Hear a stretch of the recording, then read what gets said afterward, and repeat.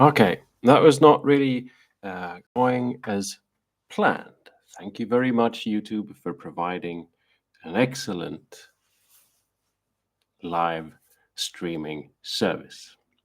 This is 52 Miniatures. My name is Alex, and welcome to this Kitbash live stream. I just set up a live stream yesterday. Everything was prepared, with all the nice texts and images and everything. And then today, when I've been prepping everything, I was just going to press go live. There was just this spinning wheel going round and round, going live. Nothing happened. Restarted Google Chrome, and nothing happened. Restarted the entire computer and the streaming equipment and the cameras and everything. I tried again, didn't work. So I had to remove that stream and quickly start a new one. Every time one does this, usually you lose quite a lot of people along the way because they can't figure out what happened, which is completely understandable. It's just strange that Google, with all their might, cannot create a stable streaming service. I guess that's why people stream on Twitch.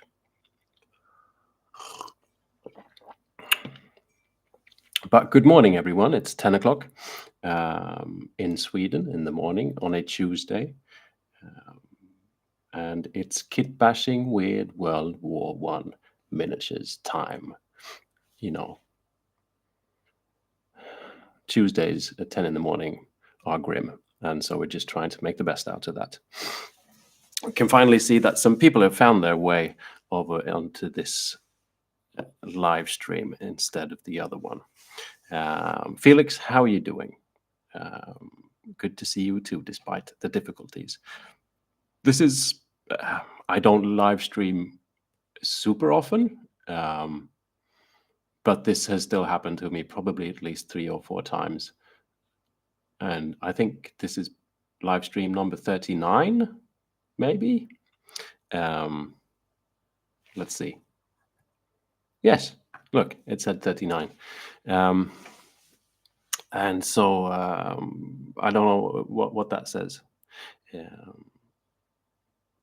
Stretch, how are you doing? Holo the Wise Wolf, working as intended, yes. The Killing Joke, good morning. Christopher, it's all good now. Good morning. It's all good now. This is a new stream and things seems to be working out. Ian Latimer, you're here and so am I. Welcome from New Zealand. I guess this streaming time is maybe better for you over there in New Zealand. Alexander, after so long, I finally caught you live. How do you fare? I fare well. I get a bit put off by the initial technical difficulties, but here we are. Just a reminder to everyone, please press the like button, as that will spread that this live stream indeed exists. It's another perk of YouTube is if you don't like me, then no one else gets to see the stream, especially now that I had to redo the stream. Everyone around that I've shared on Instagram and Discord and everything will have the wrong link, as that stream no longer exists, as I had to create another one. Anyway, so yeah, a little bit pissed off, which is a bad way to start a stream, but I'll be doing my best. I also accidentally, while doing all of this, my email popped up. While trying to fix the stream, my other work, photography work email popped up, and there was like all these emails. I shouldn't have seen them before this, because now my mind is like, oh wait, what is that tomorrow? No, I need to call someone, but I'll just have to put that off for another 2 hours.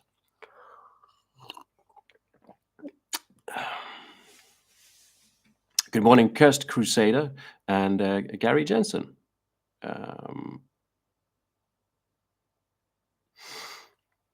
Jonathan as well, good morning.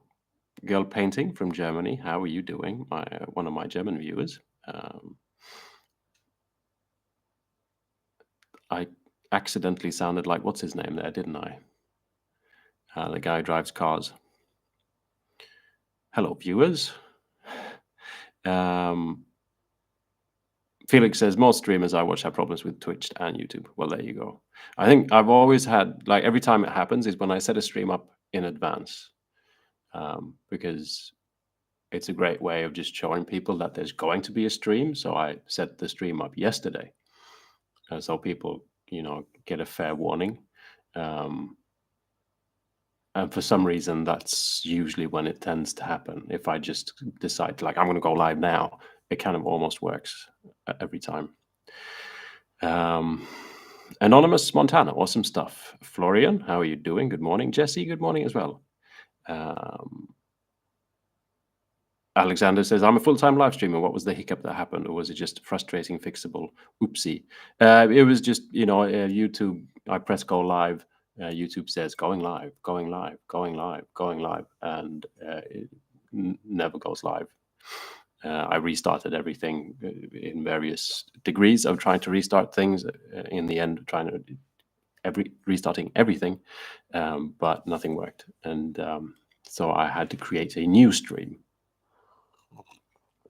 So don't blame me, blame YouTube. Hazebuster says, just press like, guys. Yes. Gary Jensen says, we don't like you, Alex. Sadly, isn't a love button. Florian is also a German viewer. We've got 2 German viewers. Or are there any takers for more German viewers? There's 41 of you watching and only 19 have pressed like. Please go ahead and press more likes. I know it's a nag, and I'm not doing it for my own ego. It's just an algorithm thing.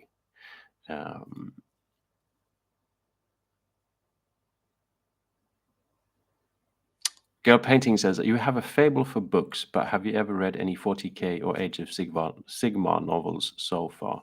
If not, I recommend The Infinite and the Divine as a first book. I've read books by Dan Abnett.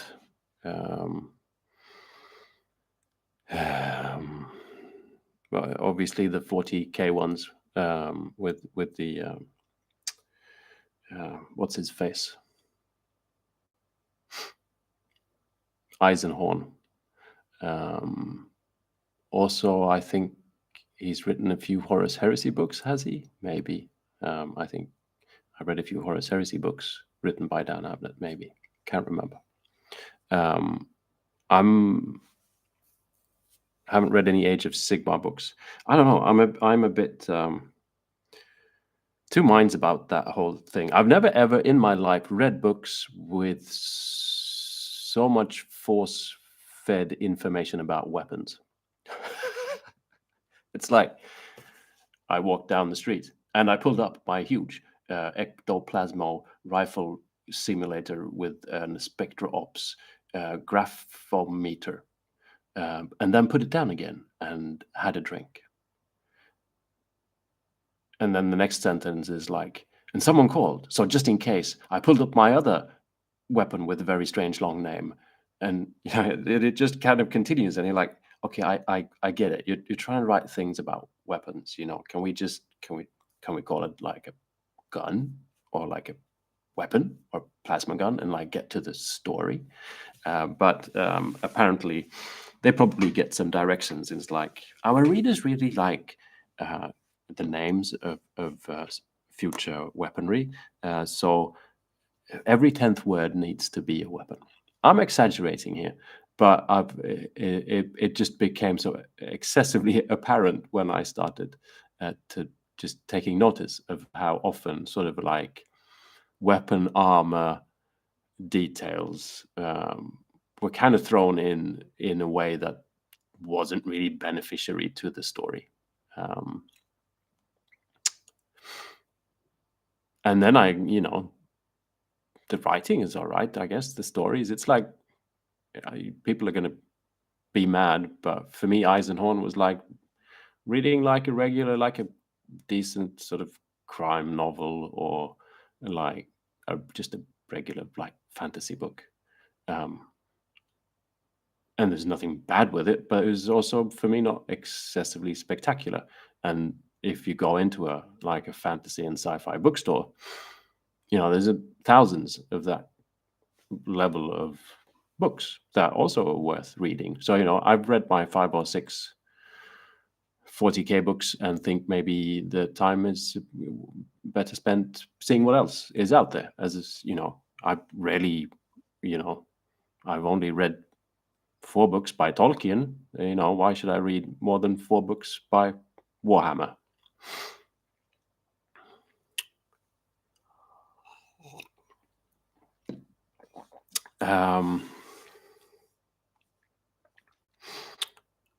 Hope you're not too mad of me saying this. I know there's a lot of people that really enjoy the Warhammer universe, and I'm not saying there's anything bad going around.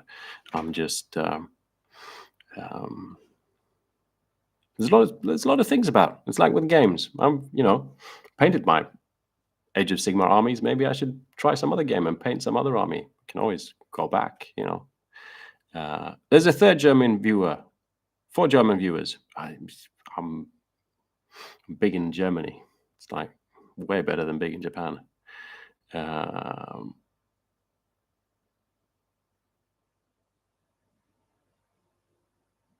Alexander says about the streaming, there's an easy fix for YouTube being dumb like that, but admittedly, it's a pain. What's the easy fix then? Please tell me.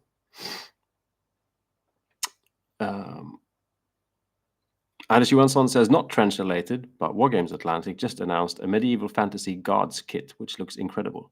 Looks straight out of Discworld. I think I might have seen pictures of that. We haven't gotten to the kit bashing yet, but for those of you that hadn't joined in before, this stream is kit bashing miniatures for Weird World War I games. It could be Trench Crusade or a War Transformed or The Last War, stuff like that. And I've been predominantly using kits from Wargames Atlantic because they have lots of these historical kits that work out real well and are hard plastic, and so it's really easy to sort of kit bash. There's a lot of World War I miniatures around, but a lot of them are actually in metal. And that creates a bit more of a difficult kit bash situation with the metal. Also, because the ones that I've seen, at least, some of them are really charming, but they're also like they're in metal and they're one chunk. It's not arms and legs, heads. It's nothing to sort of interchange between. And so apparently there's a guards kit now. I think I might have seen images of that, but I'm not sure. Hollow the Wise Wolf has been binging Horus Heresy audiobooks at work. It's been fun. I binge Discworld books, audiobooks, I think. Hello, Daniel Beckman from Norway. Hello, Roberto.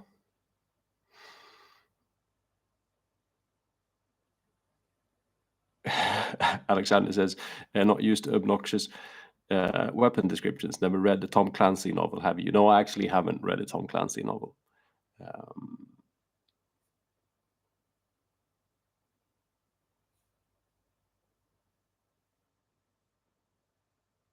Gary says, what have you been listening to, Alex? I'm obsessed with the Idols and the Melvins, but that's just me. I haven't been listening to much. No, that's a lie. I've been binge listening to Bob Dylan, actually, for some reason. I'm also currently, I have a side quest that is making music, and so I'm working on some music with another fellow, which is one of the co-owners of the science fiction used bookstore here in Stockholm, and we're making some music together. So that kind of takes up my ear space a lot of the time. Here in the bunker, usually I just put on the BBC classical thing, because otherwise I just want to go change the song all the time. I don't know. I pick an album on Spotify, and I'm like, oh wait, I listened to this last week. I'll get something else, and and then I can't find it, and then it takes 20 minutes, and then I put something on, and then I go change the song, and it just doesn't work out.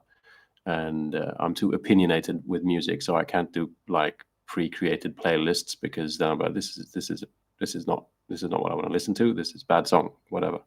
But I know nothing about classical music. It's just kind of pleasant noise, no opinion, and so it can just, anything can be on, unless there's too much like harpsichord. Is that what it's like? The piano that sounds like someone's brain had too much coffee. Can't stand that.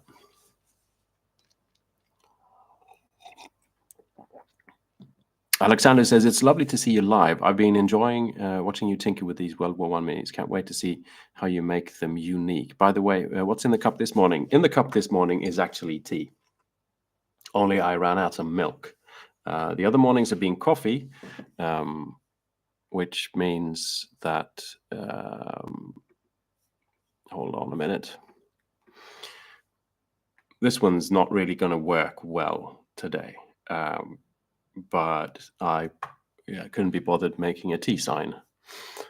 And now I'm kind of a bit, it would be nice with coffee. But yeah.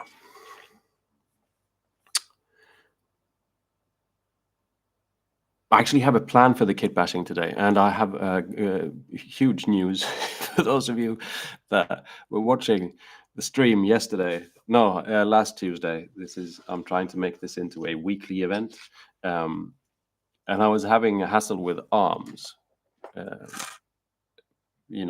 there was going to be a rifle in the one hand, and another hand holding the rifle, and I was like, in these kits, there's all these arms, because tons of options. So there's more arms and arms with weapons than there are miniatures. So you can, make the most out of the sprue. And I said, no, it's not this arm, and I clipped the next one off, and it's not this arm, and I clipped the next one off. And then someone in the comments for that video shared the beautiful piece of information that they're actually numbered. So, I could have been paying attention. So we've got, this was probably a weapon called 8A, and over here was the arm called 8B. I just snipped all these out and, dry fitted until I found something that kind of worked. There's 7A and there's 7B.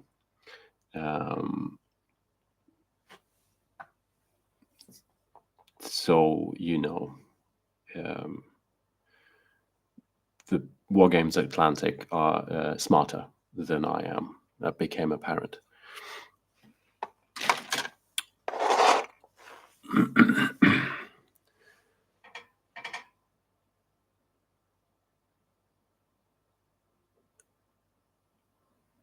Alexander says, the YouTube Live broken fix is to use a third party that links your streaming software to the live link remotely. It was like you were speaking in an alien language there, my friend.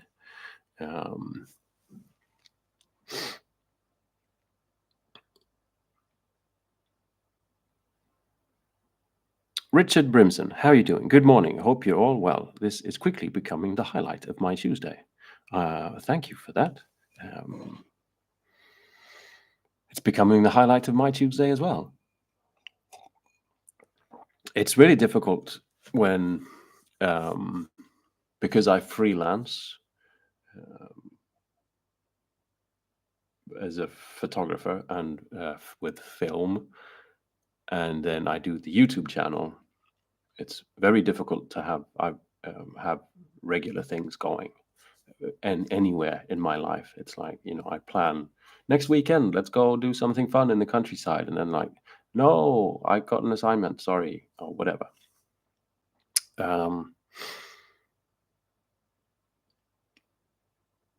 And like now, I saw that I got an email that I need to do a job on Monday, but I'm leaving town for a few days this week, which means I should be packing now for the work I should be doing on Monday, but that doesn't work because we're having a conversation here, and so on and so forth.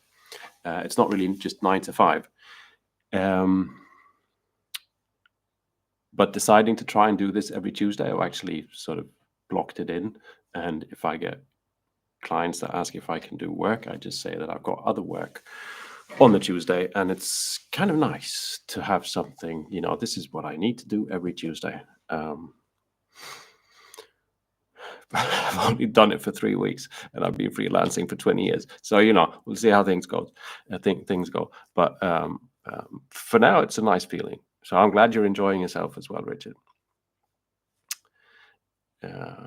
Cursed Crusader Art says, I'm looking forward to the Cyberpunk 2077 mini so I can practice neon lights and OSL. I use Infinity for that. Don't actually know what they are. Cyberpunk 2077. Mini? Yeah, cheers. Images. Can I perhaps share this with you good folks? Is that yes. So what am I looking at? And what am I looking for? There's tons of things. Is it this stuff? Game found. Campaign. The board game? Is it the board game? Or is it...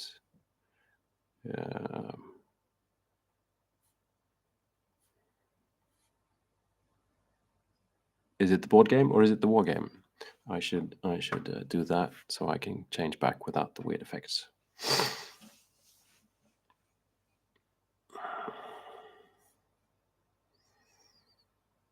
The Wargames Atlantic Fantasy Guard kits are meant to go with the new game, Guards of Traitor's Toll. It's a skirmish game for 1 to 4 players about playing a fantasy city guards. Is that... they've done that together with the Sarsaparilla FDMs. Sorry, I've never been able to pronounce that. It's a company that makes FDM stuff called like Sarsaparilla something. Sarsaparilla Precision. I don't know. And I've seen they made like, I think there's even like somewhere I've seen it on my floor. It must have fallen out like when I ordered something from Wargames Atlantic, perhaps. I don't know. There's like a paper ad for a game, and I've already seen it online as well. They make an MDF that has there's a print on it pretty much, so it looks painted. And it looks really, really, really good. And if I can remember correctly, that was for like a guards game where you play a city guard, and it does look very sort of Terry Pratchett-ish. Traitor's Toll.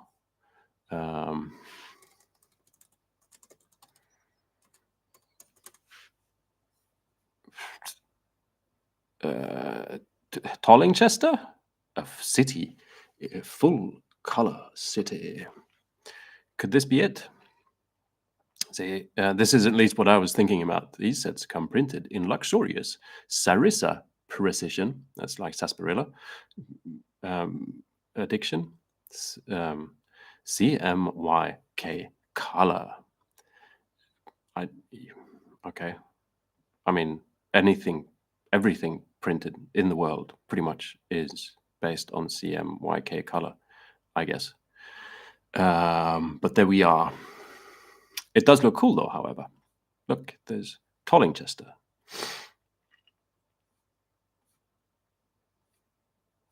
And so you're saying you're playing a guards game.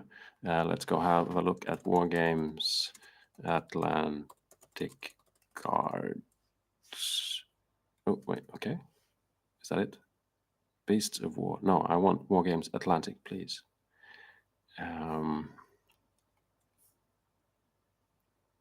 Nope.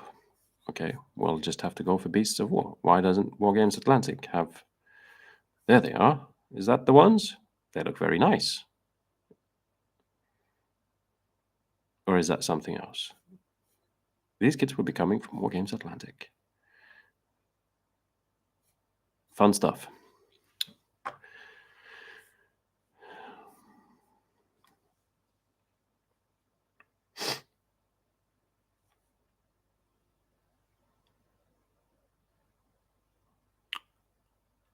Let's see. I'm trying to find my way in the chat.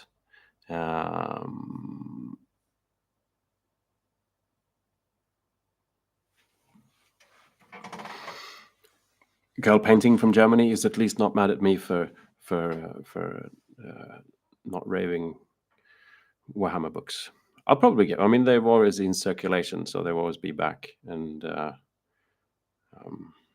but I mean, I've given it a good shot, and it was. I mean, I kept reading them, so it's not like it was terrible. I just feel like I'm kind of done reading them now. Let's read something else.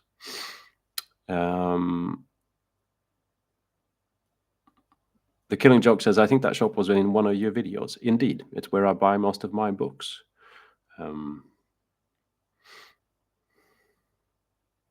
The science fiction second-hand bookstore in Stockholm. Ian says, hi Alex, looking forward to your next World War I build. I should get started with that, shouldn't I really? I have a plan. Polly B, good morning.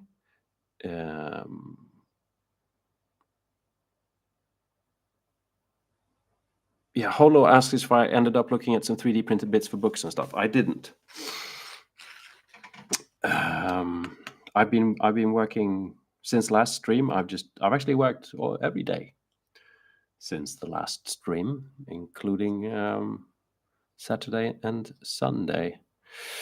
And I haven't had time to look at stuff for the Kitbashing. I've finished a video and been doing other work as well. The next video will be out on Thursday, by the way. But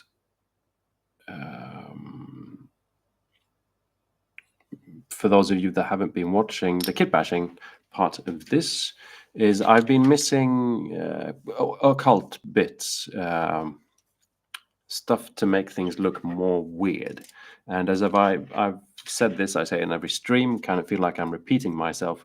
But I also I'm not doing the religious bit of Trench Crusade. I think that's very kind of aesthetically cool, but it also kind of feels a little bit like cheating. And I don't, because it's such a strong, it's the symbolism is still strong in our culture, obviously, and so just having something sort of medievalish looking with a gun and a cross strapped to the back is cool, but it's also, it's just a cross. And I don't really want to have heaven and hell and that kind of religion in my World War I weird universe. I'm going for weirder stuff, like a War Transformed, for example, is based more around pagan and stuff. I think that's more fun. Beasts and witches and moon goddesses and wicker men, whatever. Having little weird gnomes running around rather than just your average demon from hell. And so I need like occult bits and stuff that just makes things look weird without being religiously. I built this weird little shrine backpack fella. And for me, this is what is this? I've got no idea. But I enjoy this more than the fact that if there would be like a cross here or something like that. This is just weirder, and I like that. A lot of people have been giving me tips about stuff for Frostgrave, like the wizard kits and the occultist kits and stuff like that, that I might buy, don't know. Feels a little bit weird buying kits just to get my hands on a few books. And so then there's the option of 3D printing stuff, but it also feels a little bit, yeah. I think books would be fun, like people just carrying books and bombs is a great combination. Like someone just carrying lots of books around on the back with like a bomb on top, which is weird.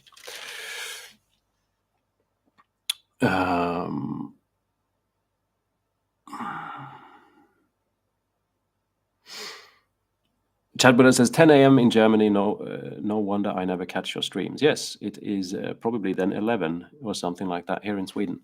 I'm doing this because it's, unfortunately, it proves that I have a life outside of YouTube, and I can't. And it's not. I'm not the kind of person that can dedicate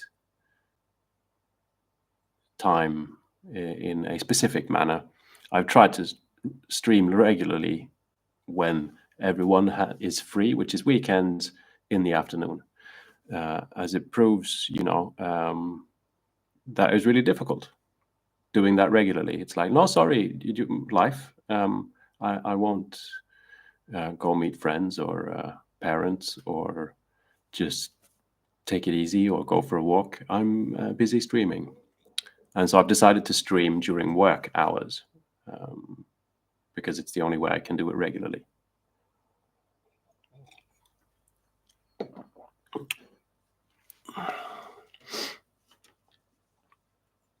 TKNY says, Infinity in neons. Yeah, I'm painting some old school Ariana right now. No neons in my Infinity. True. But there can always be a bit of neon in your Infinity if you really wanted to, I guess.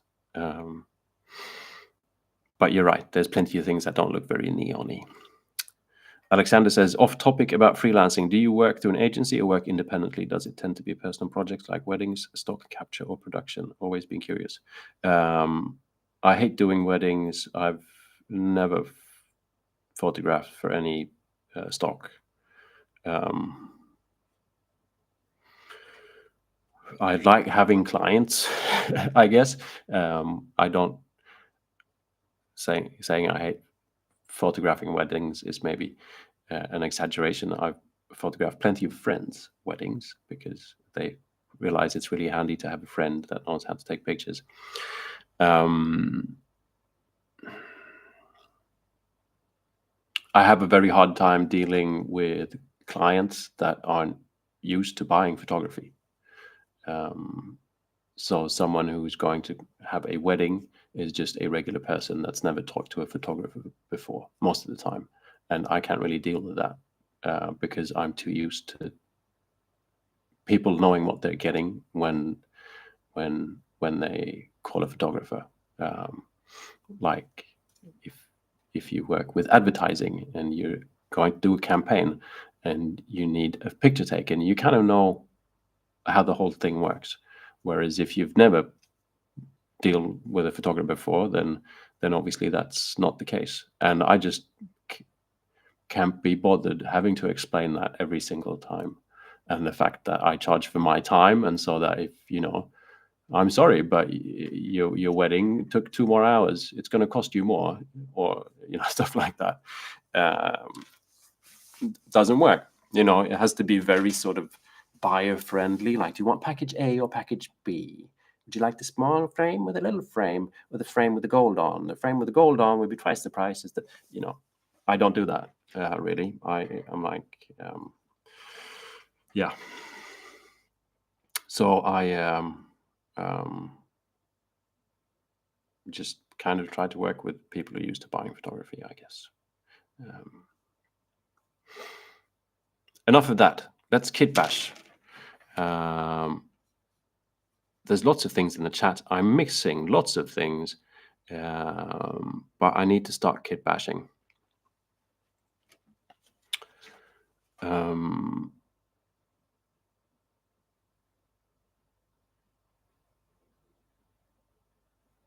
Logan is getting his first resin printer tomorrow and was wondering if anyone had any interesting STL makers they'd recommend. I'm sure there's tons of them. My favorite is Saint Decent. You can check her out on My Mini Factory. Nate, how are you doing? A long time no see. Nate Miniatures, everyone, is in the chat. How are things? Are you still using that beast of a camera, the Black Magic Pocket 6K? Yes, you are looking at me through that. And now you're looking at me through the other one. So yes, you can even see a bit of it over there. I am indeed.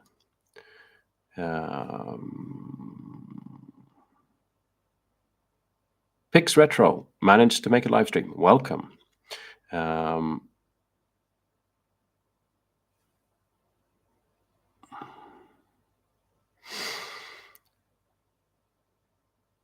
Greetings, someone from Cyrillic. Sorry, I can't read your name there. Way too difficult, but welcome.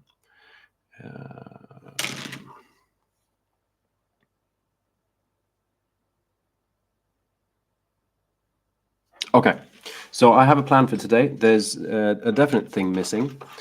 We've got, this is what's happened so far, which is this fella, which is weirdly walking around with a scythe, kind of a grenade thing, and some kind of shrine happening. Then we've got two sort of more regular soldiers. These are actually, the bodies are for peasants from this kit, which is medieval peasant levy.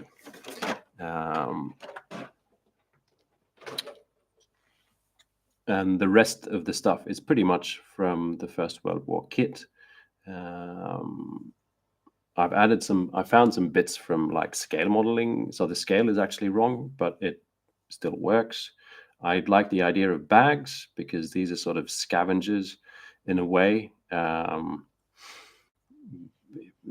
Need to, whatever they find on their way is kind of precious, even if it's just a ham sandwich, and needs to be picked up and brought along.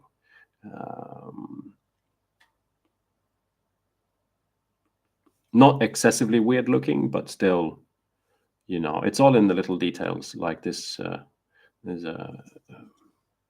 one of you recommended doing this hammer bayonet, axe bayonet thing, which is genius. And you know, the fact that carrying more like weird hand weapons around, or melee weapons, is kind of what does the trick, I think. And so on that note, something that I realized was missing, which there's just not enough of it really in First World War weird wargaming, and that's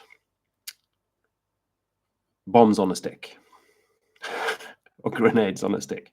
I want to have, because these fellas, they've got at least a couple with like these long spears, and so we should have like a spear, but with lots of grenades like tied to the end of it. That feels like a decent kind of World War I weapon. So I'm just going to start by getting a torso out here, or a body actually. These kits, they're a little bit different. This is the First World War British kit. There's originally 5 bodies, and then tons of different, you know, there's 5 different sets of heads. So like, you know, depending on what you're going for, there's lots of different heads. I've actually also printed some stuff on my 3D printer, most of it from Wargames Atlantic as well.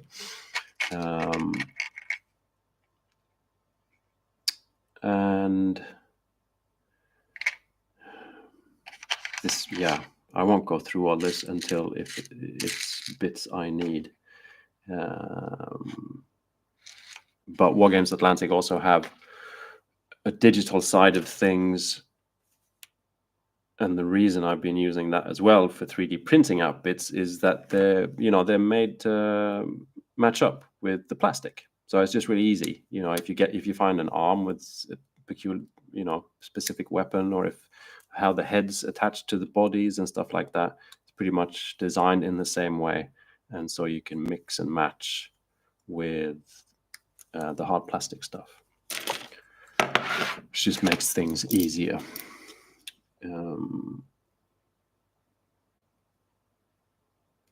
But now we need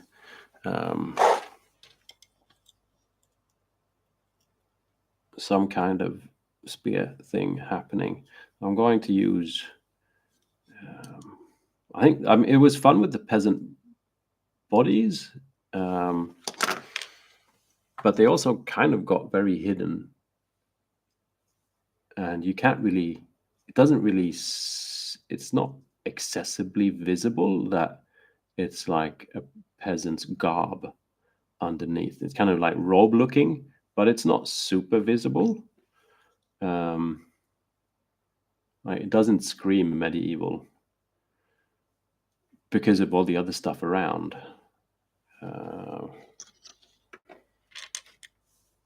So I'm just going to use this First World War fellow because I kind of like the pouches and everything.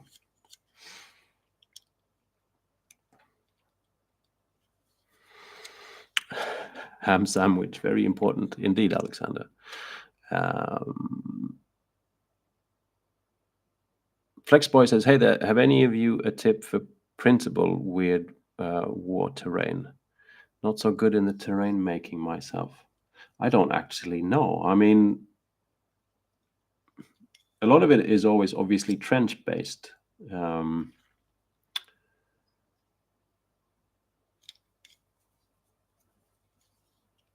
I printed some stuff for trenches that you can see in my series of when I attempted to build my 6 by 4 foot gaming table, which is not done, by the way. I use I think it was a Kickstarter that was going at the time that I found that has a system of trenches that I kind of liked because it's designed, obviously to go on top of a tabletop. Because if you look at there's been some crafting going on, especially if you'd like take a look at Black Magic Craft. He's been, if you want to build things, he's been going bonkers with the whole Trench Crusade thing. And some of the stuff I've seen him do, which is kind of ingenious, I think, when dealing with trenches, is actually building, something. Say this is a piece of, this is the earth. You've got whatever sandbags and stuff that you would have in a trench where you would be standing, and then you just have bits like this, and you put them out, and so the trenches are created. All the walkways in the trenches are just the gaps in the table, or in between the pieces. I think that is really smart way of doing it, but then you need to do lots of bits for an entire table. The stuff that I printed is more like, it looks like a trench, but it's actually sort of a bit of a pile of sandbags. So you can just put it on any table and work, work with the other type of terrain that maybe you've got or not. I thought they were really good, but there's nothing weird about it. It's just trenches. I think, obviously one of the benefits with this whole Trench Crusade thing is that because of the iconography, the religious thing, you just need to find some kind of a bunker or whatever, World War II bunker. There's probably 6 million of them to print online, and then like stick some crosses on it, and you're kind of done. Not really. You can take it a lot further than that, but it's a simple way of just customizing the terrain. Same as if you'd be able to do the same thing for 40k. You just slap one of them eagles, remove the eagle clutching a swastika and replace it with an eagle with 2 heads or whatever it is. And all of a sudden you're in like a 40k universe. You could use the same bunker. Same thing here. You can just put some crosses on there, and you're kind of in the Trench Crusade world, I guess. And it's very much simplifying things, I know.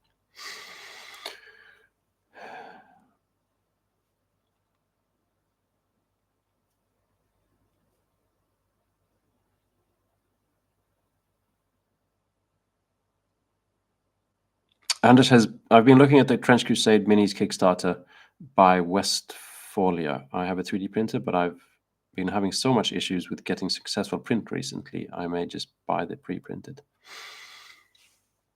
Do you know the reason for your failures, Anders? Because it seems a shame to have a 3D printer that doesn't really work.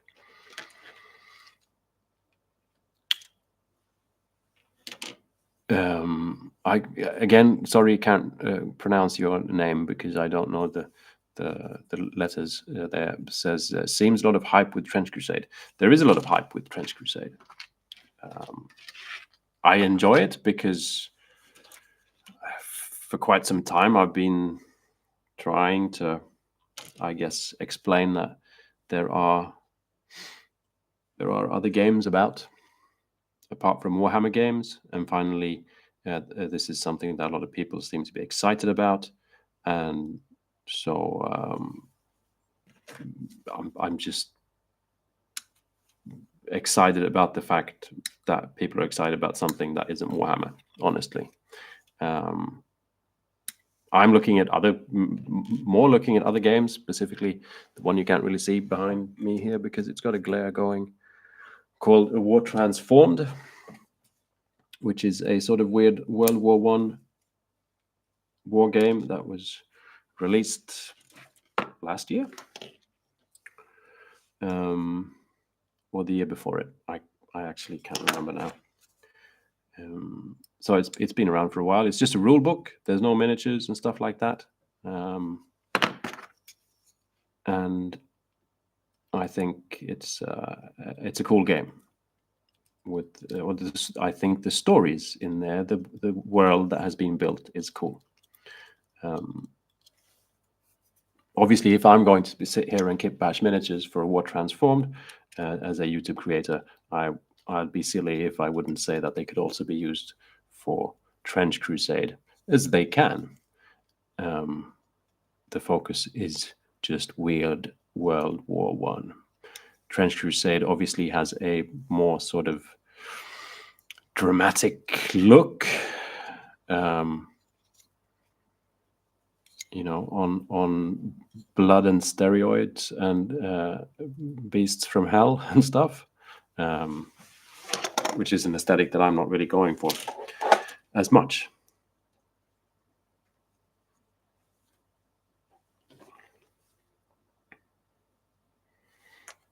Okay, I think that's, sorry, I should be showing you this because I think it will work.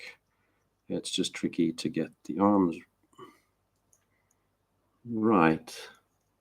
That's a bit of a shame.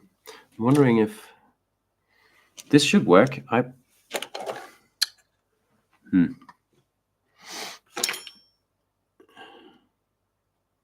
It's just difficult trying to figure out getting the angle right, as with always with these.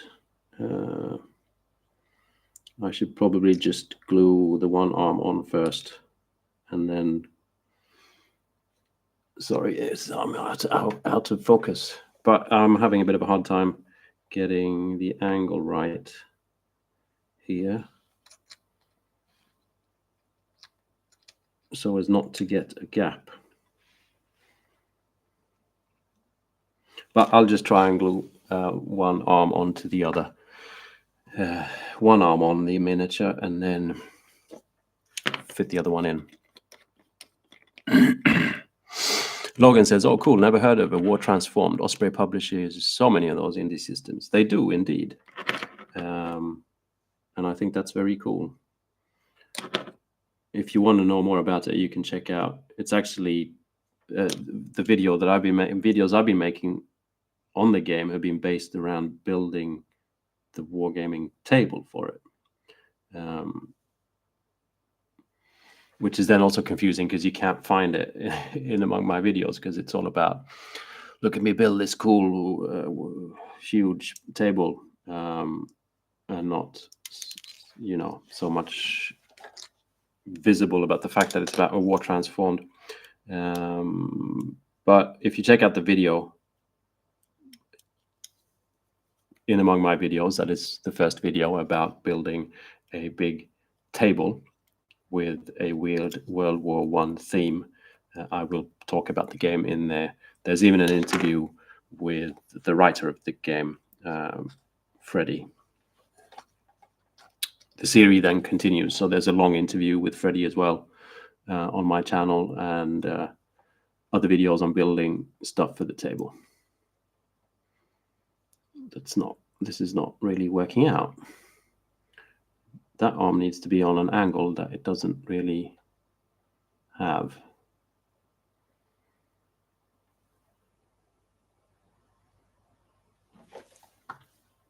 So I've got one arm on here, and this one kind of needs to be at an angle like that, but then doesn't really fit the body as well. I thought I picked the right arm. I'm sure I did.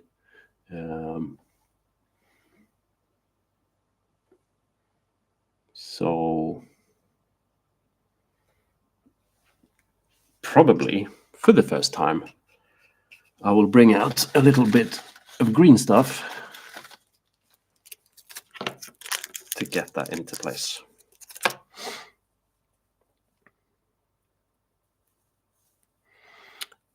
Hello, Amara. How are you doing, by the way? Been playing, collecting, and buying no 40k games for the last 3 years, and it's the most fun I had in the hobby in 10 years.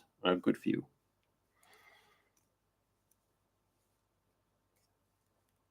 Bangalore Torpedo, is that the name that I can't read because of the Cyrillic letters?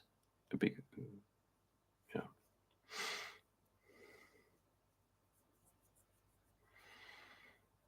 Alexander says, ever considered doing a Gunpla with your special twist? I remember your demon crushing a battleship. Can't remember if you've done Gunpla yet. Which one's the Gunpla? Is that this is that the robots? There's so much to filter through, so many names in different languages, and yeah.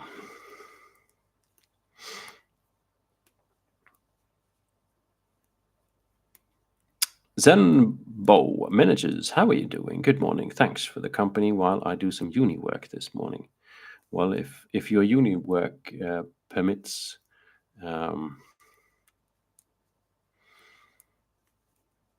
actually listening to a stream, then great stuff. Yeah, Alexander says Gunpla equals Japanese pew pew robot kits. Yeah, never been interested really, to be honest. I think if I would take that turn, it would be more towards scale modeling kits and not the pew pew Japanese robots. It's just not my thing. I like pew pew Japanese small models, as in Infinity kind of stuff. But I've never been much allured. Like, I was not much of a Transformers fan, for instance.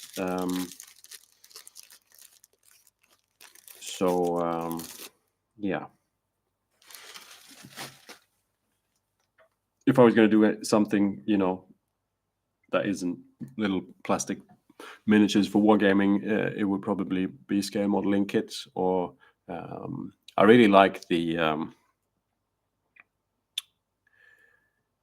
what do you call them? The machine mensch scale kits, like what do you call it?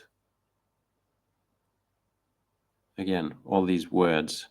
It's like it looks like it's sort of weird Cold War robot-ish things, but it's suits for people to be inside.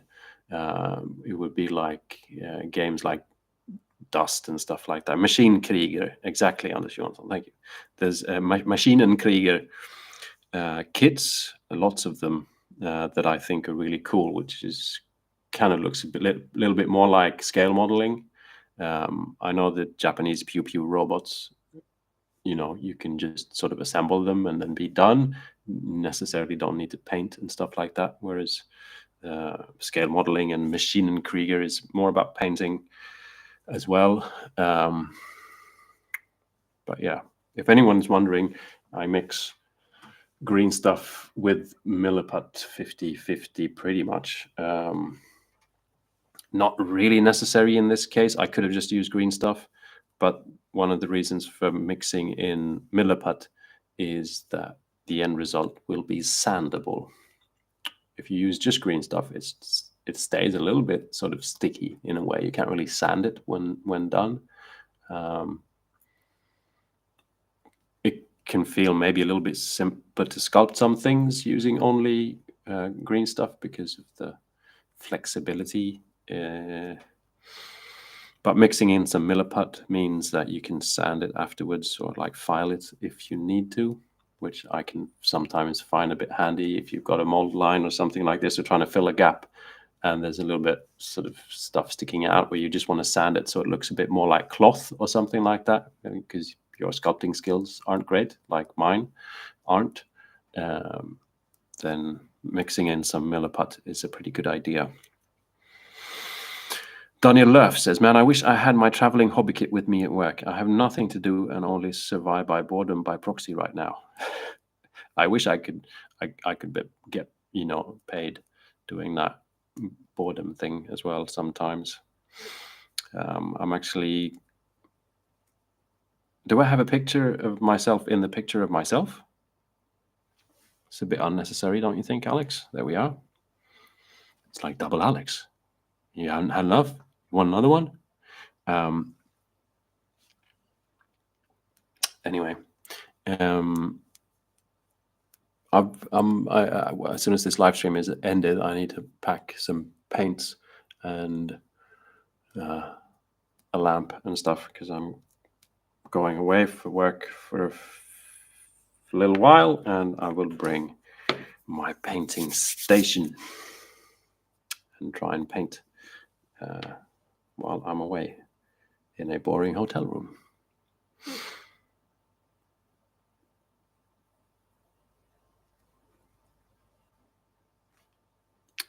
Okay, another thing that can be a tip for those of you that don't know, sorry, I'll be in frame in just a sec. It's like when you deal with epoxy putties, especially Milliput, when you've mixed it, your fingers tend to look a little bit like this. You've got this sort of sticky Milliput all over. And that's when hand disinfectant comes in handy. You could obviously just use IPA if you have it lying around, but it's maybe not as nice to have on the fingers.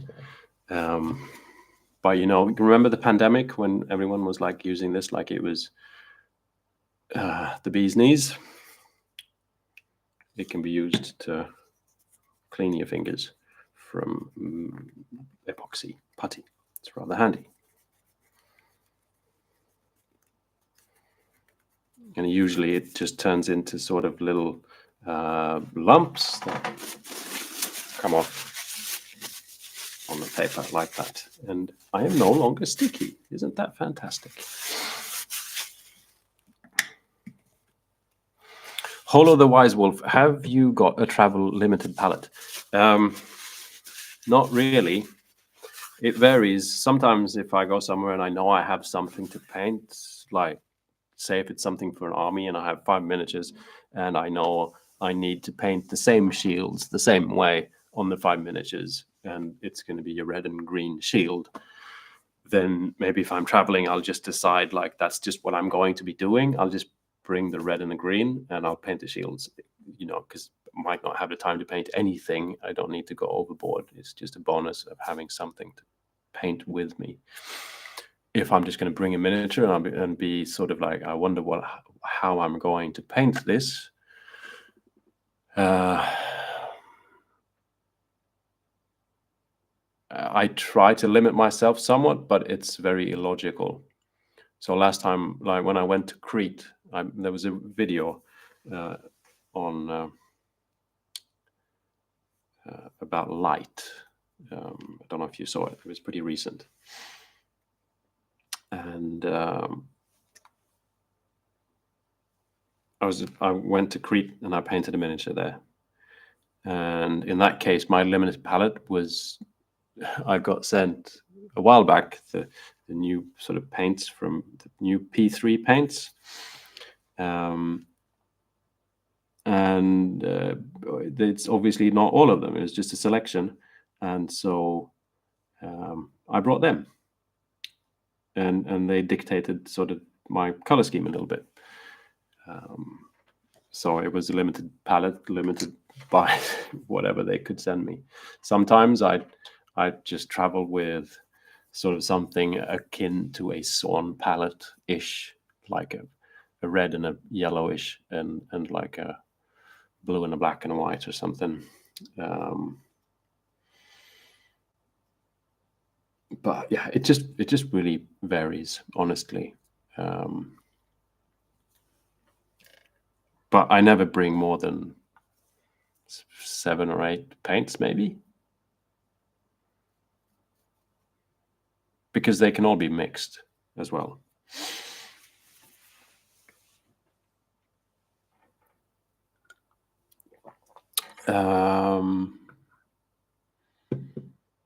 Logan says, I've never painted away from home. Is it actually quite easy to do? ? Seems like it would be difficult or annoying. I really like it because it's sort of, I mean, the thing is usually you need to bring a lamp. That's sort of the annoying bit, I guess. And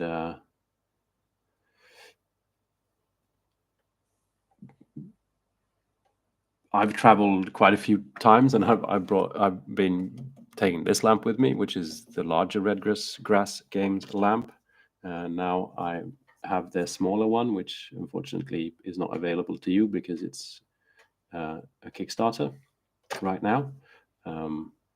But it doesn't have to be one of their lamps. It could be any lamp. But that's I guess is the hassle. You need to bring light with you because you can never sort of rely on the fact that there's going to be okay lighting. But there's plenty of options there, really. I have patrons that paint by, they just bring whatever.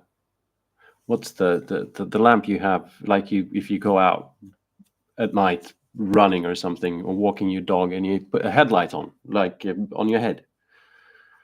In Swedish, it's called a forehead lamp. And use that for painting.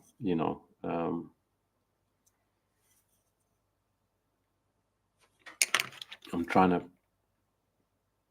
look like I know what I'm doing here, which I'm not really. I should really get some glue going in the other end.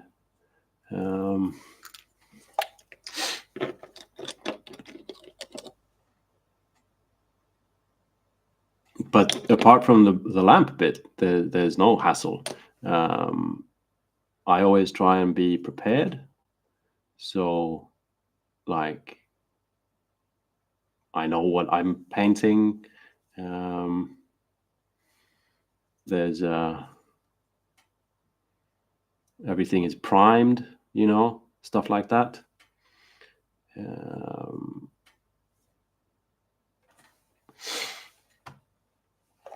And usually that there's like a goal in mind in a way. It's kind of difficult maybe if you're starting a new project and just bringing all your paint and you've got no idea what you're going to be doing. That's a bit of a hassle. But as I said, if you know that I've got 65 boots to paint for my army, then just bringing 10 models and some brown and black paint or whatever is is no hassle at all. Just 2 brushes, a few paints, and it really beats watching crap television in a hotel room.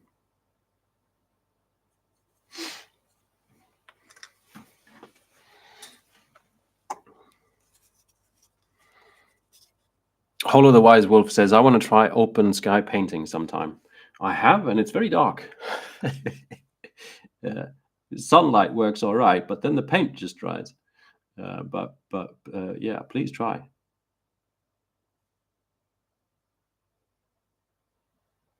Okay, so Alex is now concentrating on trying to sculpt some green stuff. It's not really sculpting, it's just trying to smooth it out. Oh, that's my drinking water. It now has green stuff in it. Oh well.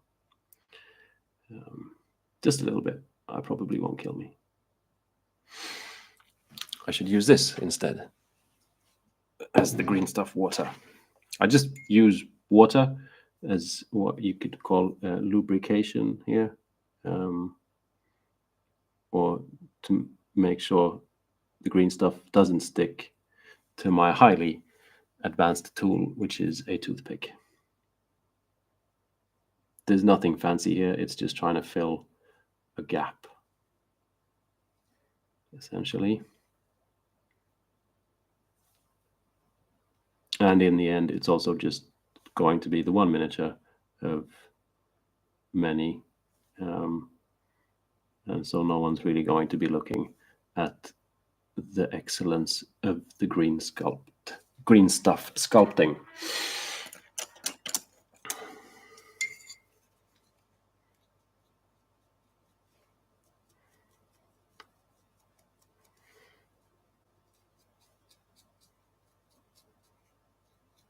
Okay.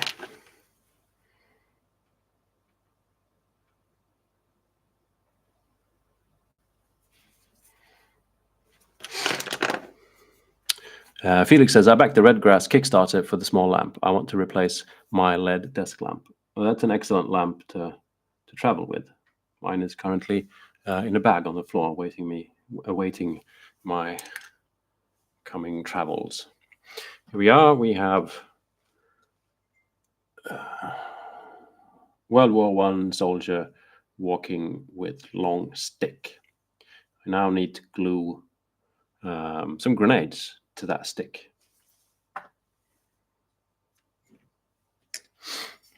I love the fact that I've just glued 2 arms on a miniature in 1 hour and 20 minutes. Alexander says, for those of us that are too poor to contribute to your Patreon, know that we appreciate the quality of your content very, very much. I appreciate the fact that you appreciate my content.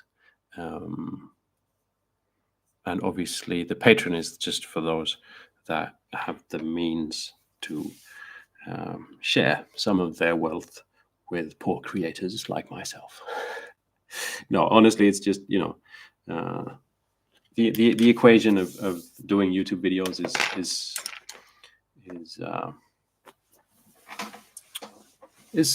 strange and difficult, and YouTube pays me round about $500 a month, depending on how well or not well videos do. So I think my past videos too have not done very well, so maybe it's $300 now coming this month. And you can imagine that most of my videos take almost 2 weeks to make. So if I release 2 videos in a month, that's working for 2 weeks to make those videos, and they can then pay about $300.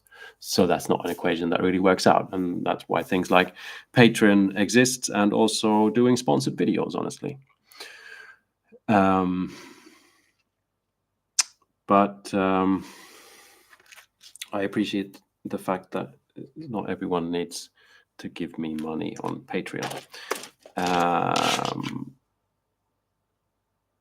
For those of you that really feel like you've got a bit of extra money, though, please do check out the Patreon, because it really does just help me, honestly, just put food on the table while I sit here and kitbash miniatures. Other people have real jobs, I know, Okay, there's only one grenade here. I thought there was more grenades. This is one. I think I need to go grenade hunting. There's a grenade. There's a grenade.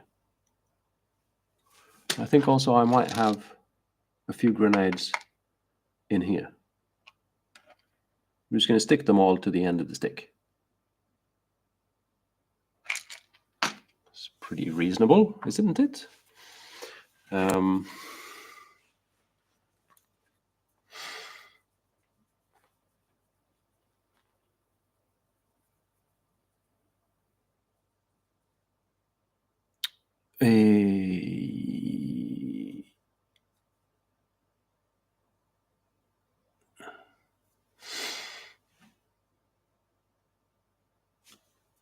Trying to find my way in the chat. Good morning, TYFY.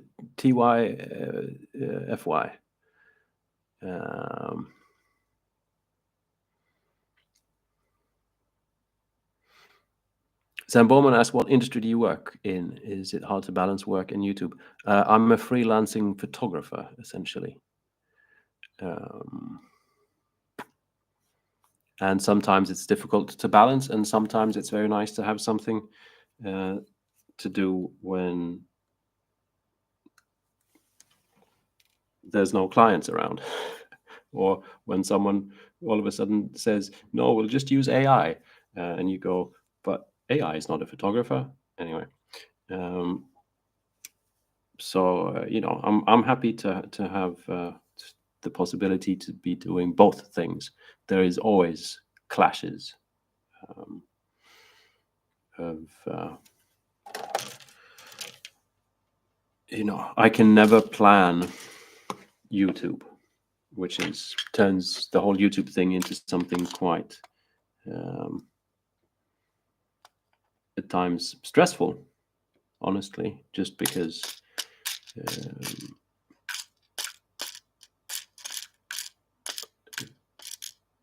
I never really know if I'll be working 200% one month or just 100% or, you know, whatever. So yeah, but I wouldn't still be doing it if I wasn't enjoying myself, that's for sure. I wonder if I've got some grenades in the wrong scale.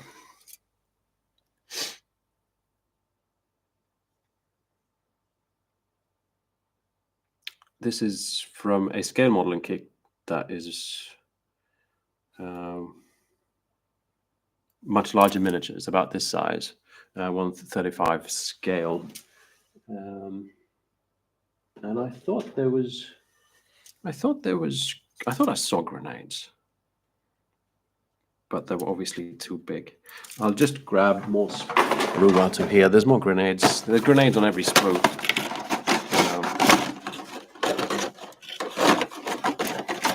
And I've got the sprue, so I might as well grab more grenades.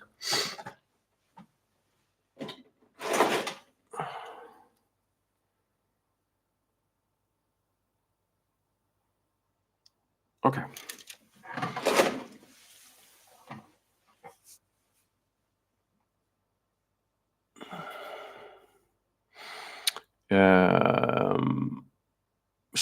Jim says, shifted work over a haunted tank for the last war, adding some ethereal screaming skulls to a Mark IV tank.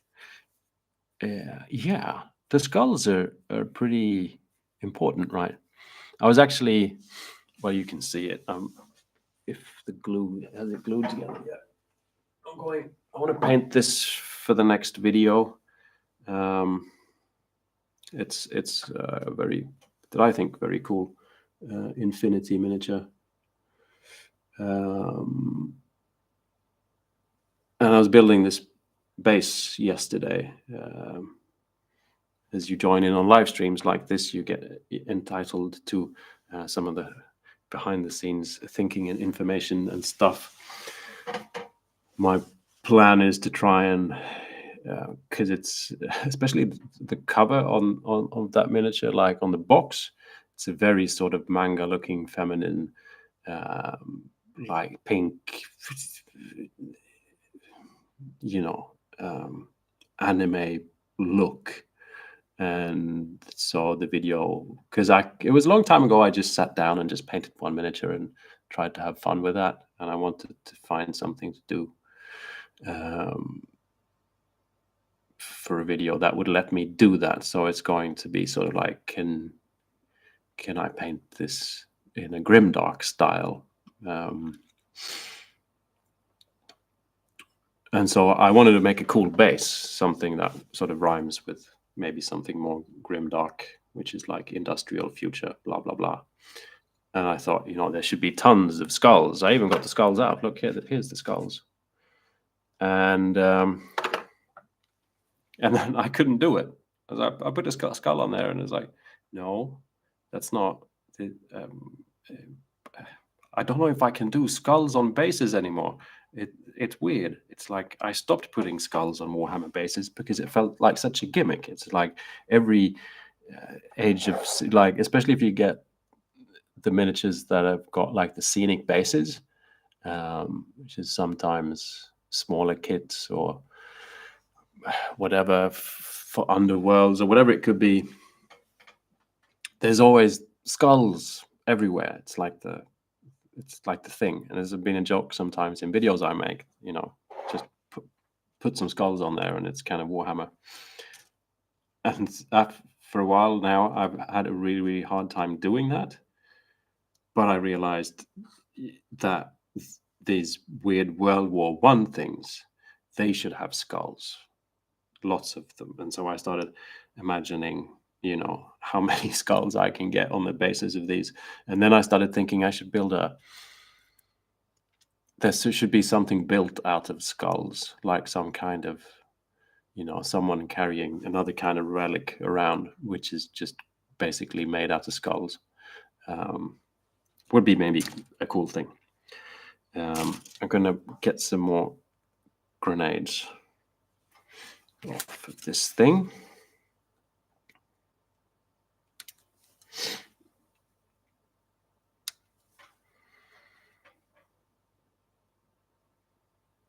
Good morning, Sean from Philadelphia. Everyone who's watching as well who hasn't pressed the like button, please do. It does help with the algorithm. Danny Leff says, have you read Stephen King's Dark Tower series? I have not, actually. For being a person who reads a lot of books, I will now step up to the cross and admit to the fact that I have never read a Stephen King book. So maybe it's time.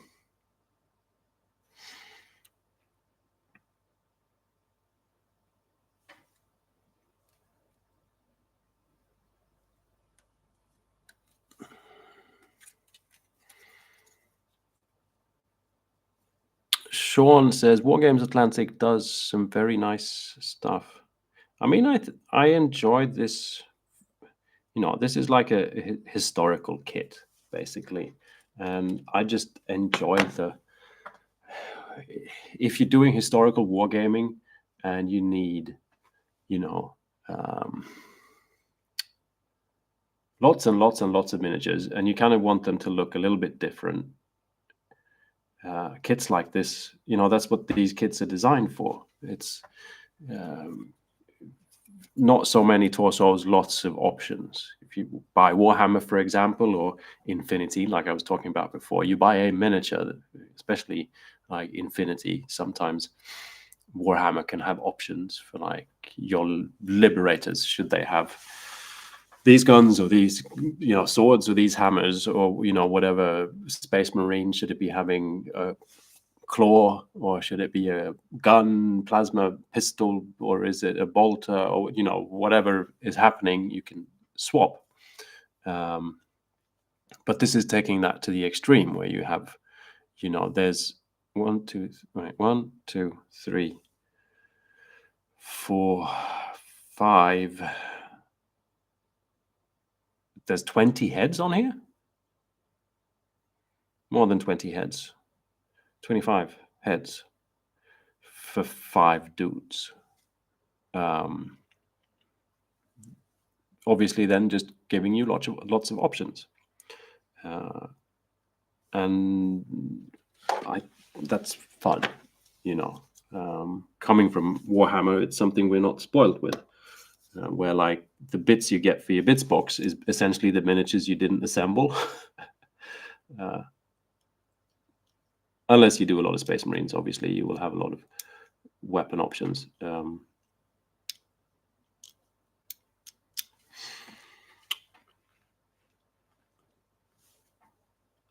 not really sure how I'm going to stick these in a nice manner to the stick, but I think I'm just going to glue them on, and it can look as weird as we like.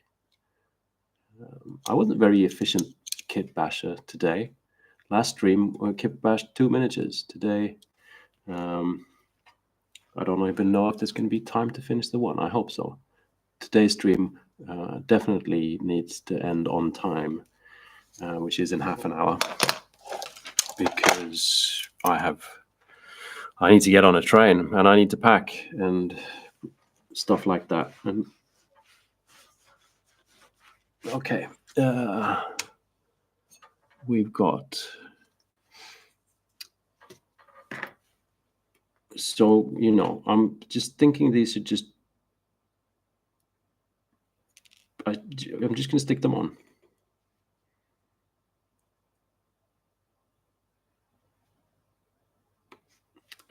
And then worry about what it looks like afterwards. Just need to clean this up a little bit better.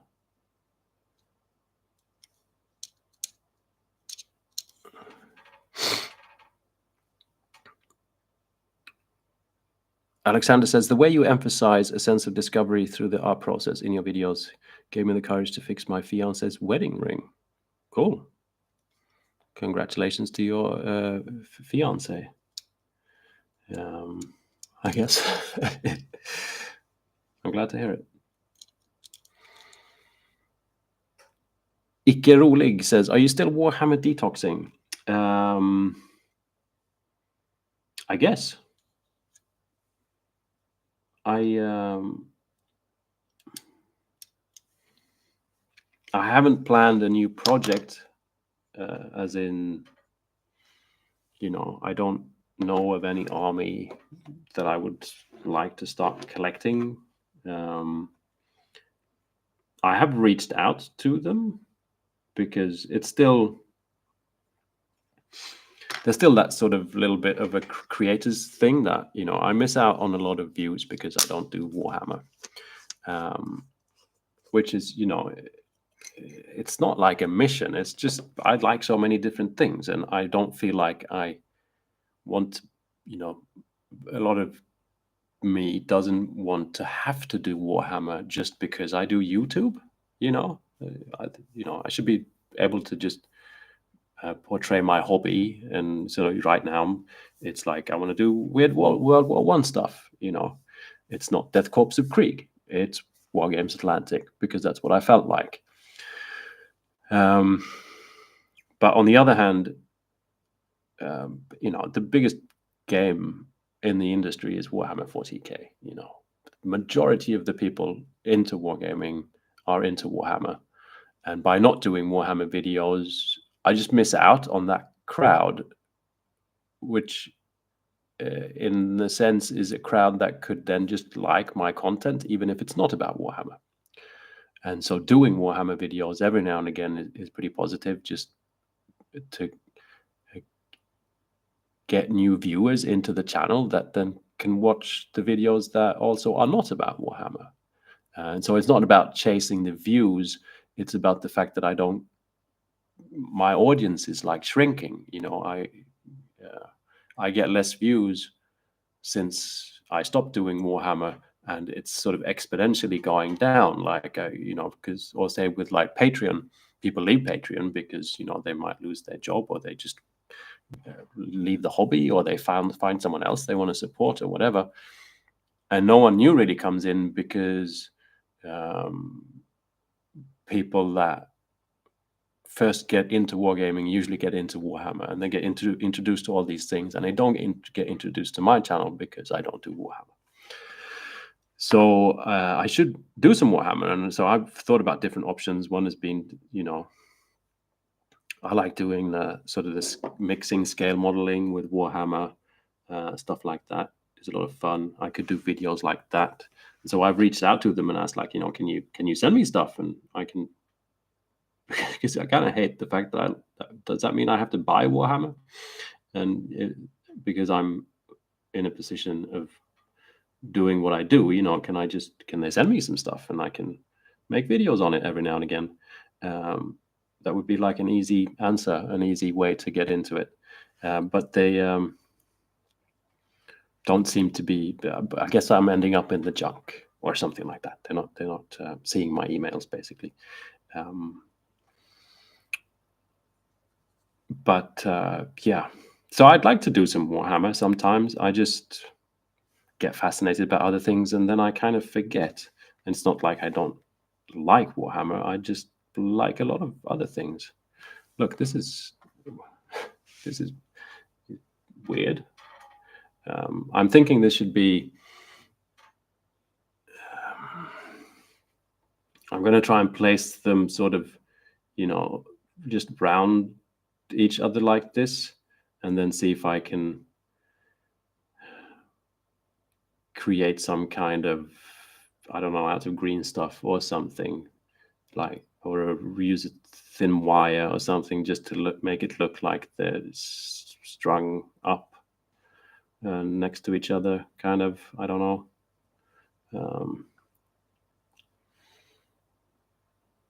So that it doesn't just look like they're flying around, that they're actually attached there somehow. But first they need to be glued on, and that glue needs to solidify. So that might be something for next stream.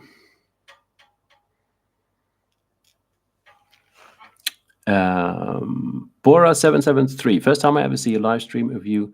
This is a weird time for it. Well, people keep on saying that, and I keep repeating myself, which is essentially, I've live streamed in the past. It's really difficult for me to live stream, say, in a Sunday afternoon, because my Sunday afternoon is either spending time with my kid or not knowing what I'm up to. Like, my life isn't structured in the way that I can say every Sunday I do exactly the same thing, and so I will live stream. So after years of trying to do regular streams that never work out, I've decided to do live streams during my own work hours, and not in my evenings and not in my weekends. And depending on where you live in the world, that might be your work hours too. But I feel that this is better than not live streaming at all. Hobby question from The Killing Joke. Is it viable to use air dry clay to fill gaps and how metal bits stick together? If I drench it in super glue? No money for green stuff at the moment. Not really. I mean, you can try. The thing with air drying clay is it shrinks when it dries, because that's sort of why it's air drying. And there's moisture in it that keeps it, workable. And when that evaporates, it becomes hard. And as it evaporates, the mass becomes smaller. So the risk is, if you fill a gap, is that you'll have to, in that case, learn to use more. It's like spackling a wall. They're usually, wall filler is usually air drying as well. I don't know if you've ever tried to fill holes in a wall, but if you do it really like super smooth straight off, and then you let it dry, you come back and there's like a hole, little hole still, and you need to put more spackle in there, and so that would be the same thing with air drying clay. And I don't think it would hold any bits together, really. It doesn't really have a gripping, it's not sticky. Do you have, what are you filling gaps in? Is it plastic miniatures? Can you make sprue goo, for example? If you have some plastic cement and you can dissolve some sprue in there and create a sprue goo, could be a way to fill gaps.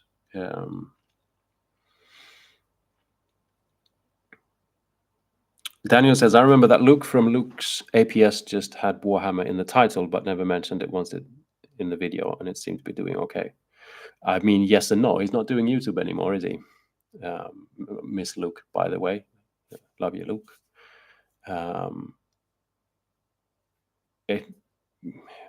It can work for a while, but why do I have to, why build a culture of lying? I don't see the point.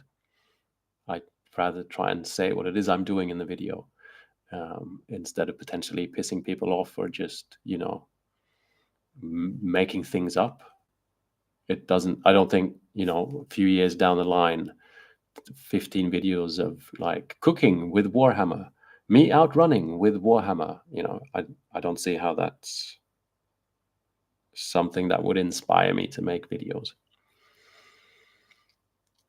The Killing Joke says, other people's Warhammer videos brought me to your channel.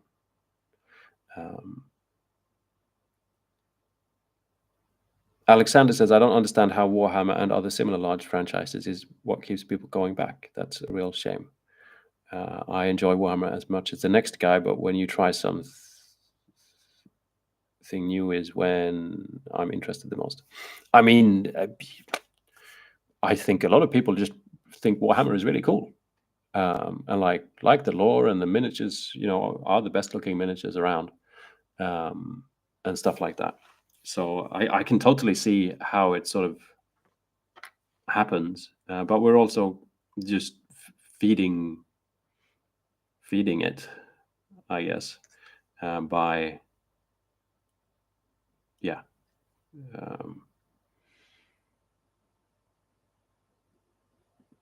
say creators making videos pretty much only about Warhammer, or even if it's just about painting, if it's like, this is how you paint red, it will be a Warhammer model,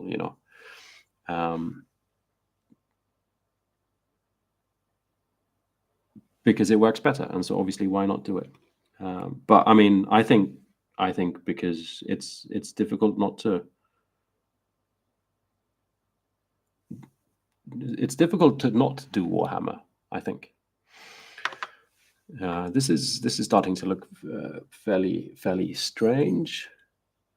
When that has settled a bit more, it's time to set some of these smaller grenades on here as well.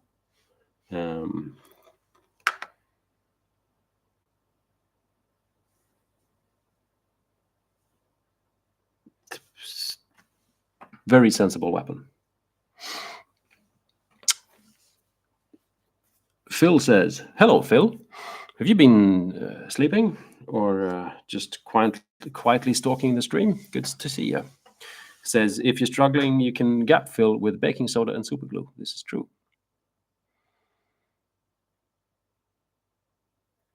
Vector says, maybe do some Necromunda content if you want to focus on Warhammer 40k games with a surprisingly ethical business model. No wiping lists of minis every 4 years to sell more plastic and so on. Yeah. I mean, again, it's like, if I am going to, I mean, in theory, if I would be doing Warhammer just for people to see that I do Warhammer, then I should do what everyone else does, which is also just whatever was the latest release. But I haven't really got into that, but it's been on my mind.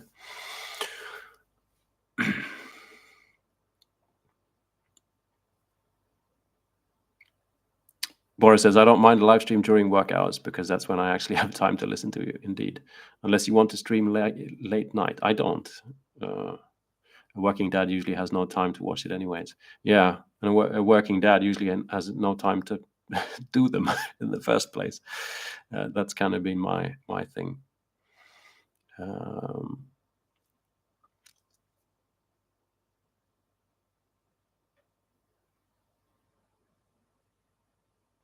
Svensson Schanhagen says, I would love cooking with Warhammer.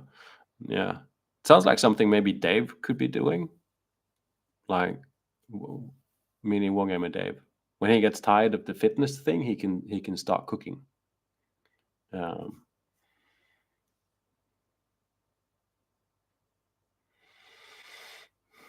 Daniel Leff says, if you thin down Milliput with isopropyl, it will work as a gap filler.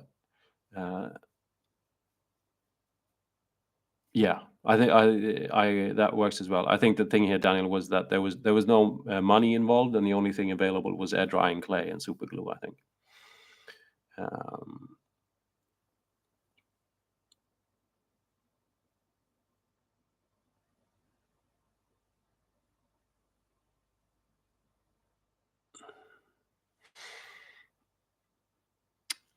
Amory Burgess says it's midnight in Hawaii. It sounds like a movie, doesn't it? Midnight in Hawaii. Okay. This I'm really am talking away this stream. I need a head. Question is, what kind of head are we going for?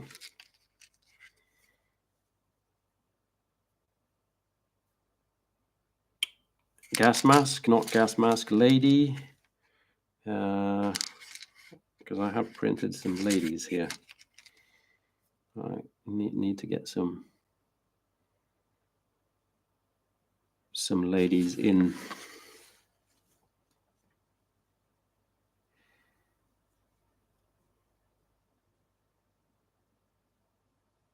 Doesn't really look great.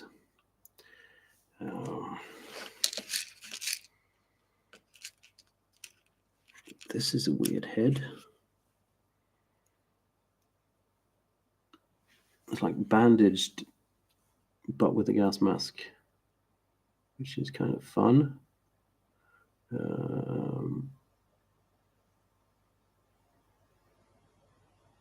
Maybe use that. And then I need.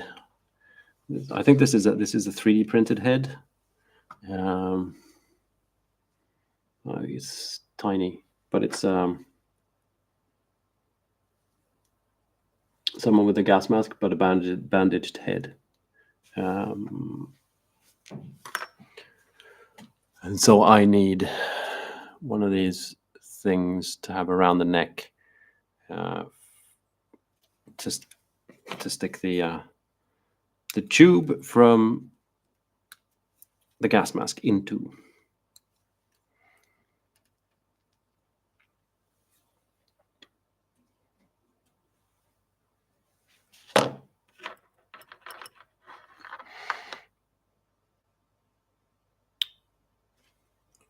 All of a sudden, there's a lot of talk about Warhammer cooking shows. I mean, it'll probably happen if it's all the stuff from, in a few years when there's going to be movies on Amazon and it becomes a big thing, then maybe we'll see some cooking with Warhammer as well.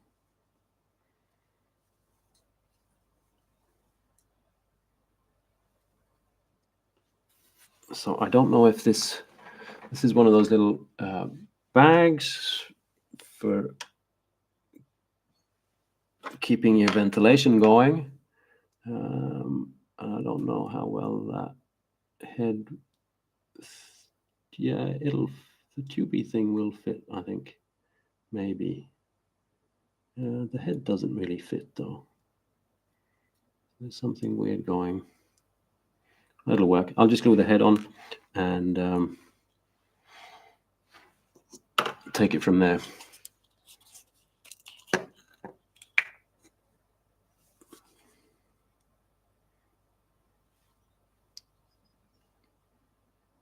There we are.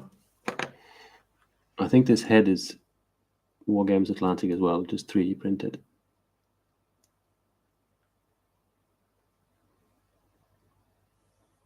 No, I got super glue on the bag thing. Please stop. That's better. There we are. It's kind of flapping around weirdly. That's better. Now the head is flying. I guess I'll just use a bit of sprue glue to fill that gap. Now that we're talking about gap filling, I like using sprue goo to gap fill. I should have something smaller than this toothpick because it just gets the sprue goo everywhere.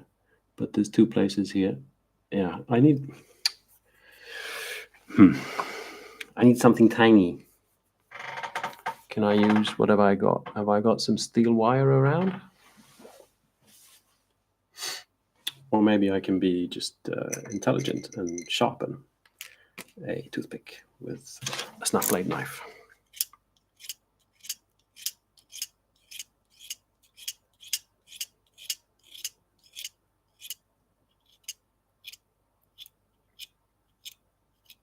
There we are. Smaller application tool has been created. Phil says, grilling with Vulcan, smoking with Slanesh, the great Imperium baking show, Iron Chef with only corpse starch. Indeed.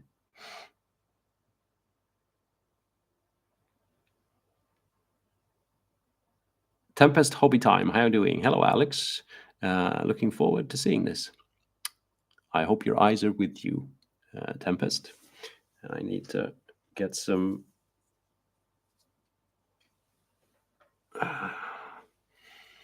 sprue goo happening here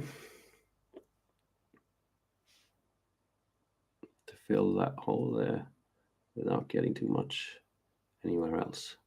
See, there's one whole gap less. Oops. And then I will also dollop a little bit. That's too much. Right there with the, see where that gas mask thingy is attached to the bag? Just to create a little bit of a, not so much of a gap. To remove that gap. It's not really happening. I can push it around with plastic cement if I want to clean things up like this. That works. But I need more glue into that little, that's a lot of glue. Stop. What are you doing, Alex? Why are you using so much glue?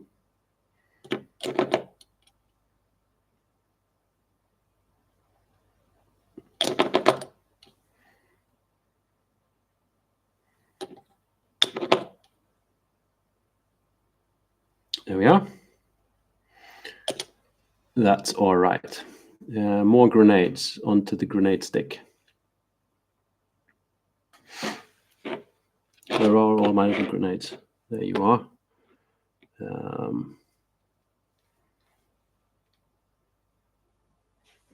So I'm actually using plastic cement here to get these grenades stuck.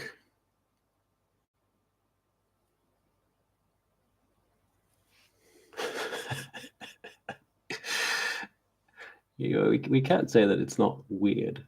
But see what I mean with the fact that I'd like some occult bits, like whatever. He should have something on his back that is like an altar to the bomb god or whatever. Maybe something I should be working on. But as a weapon, it's pretty terrifying.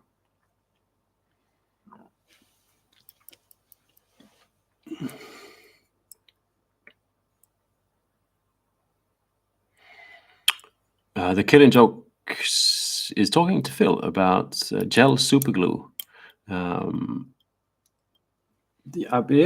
gel superglue is great.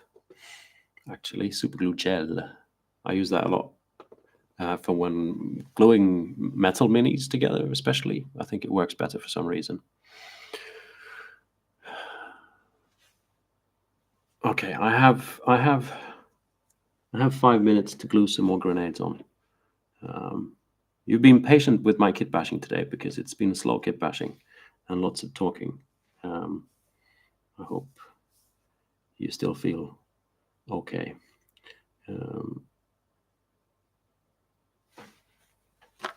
Regardless of having to listen to me talk constantly.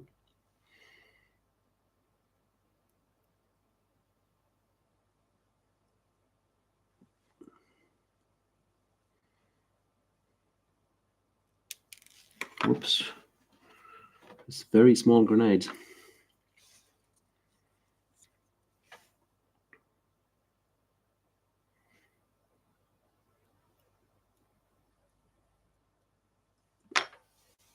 Okay, so that's the extent of the grenade stick.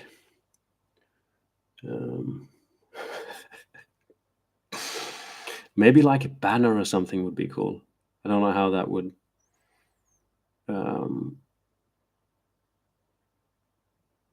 What I'd make that out of, but like something bannerish.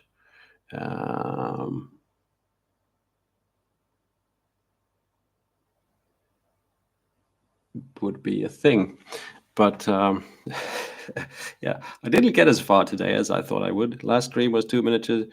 This one wasn't even one completed, but we're off to a pretty good start with the grenade stick. Obviously, this fellow needs. I mean, a bomb on the back would be very good for this one, because then it's just like a person carrying a lot of explosives around, which is fun, and maybe some kind of a banner.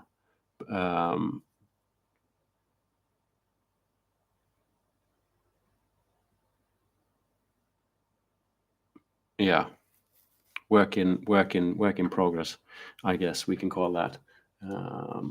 Next to some of his fellows, it's it's looking pretty fun. Grenades on a stick. Remember where you saw it first.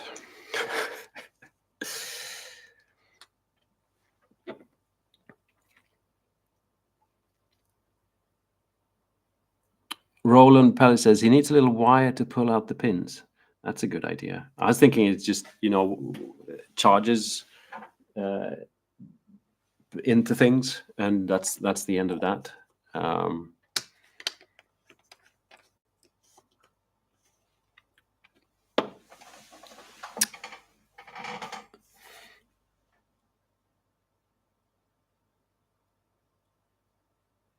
Phil says banner from aluminium drink can, Alex. You're quite right, Phil. I keep forgetting about that.